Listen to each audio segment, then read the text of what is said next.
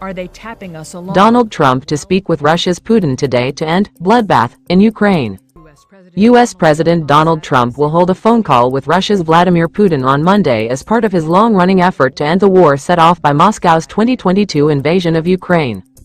Trump had vowed during the U.S. election campaign to halt the conflict within a day of taking office, but his diplomatic efforts have so far yielded little progress. Resumption of talks between Russia and Ukraine.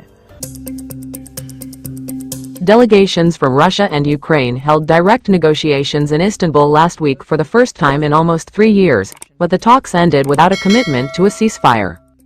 Both sides traded insults, with Ukraine accusing Moscow of sending a dummy delegation of low-ranking officials. After the negotiations, Trump announced that he would speak by phone with the Russian president in a bid to end the bloodbath in Ukraine, which has destroyed large swaths of the country and displaced millions of people. Regions claimed by Moscow before they would. Trump also said he would speak to Ukrainian President Volodymyr Zelensky and NATO officials, expressing hope that a ceasefire will take place and this very violent war will end. Since taking office in January, Trump has repeatedly stressed that he wants to see an end to the conflict and has recently backed calls for an unconditional 30-day ceasefire.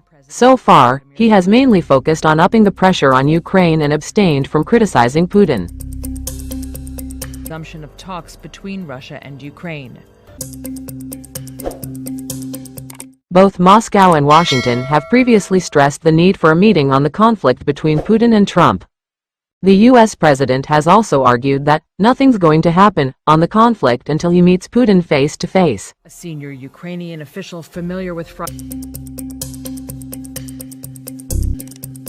push for sanctions at the talks in Istanbul, which were also attended by U.S. officials. Russia and Ukraine agreed to exchange 1,000 prisoners each and trade ideas on a possible truce, but with no concrete commitment.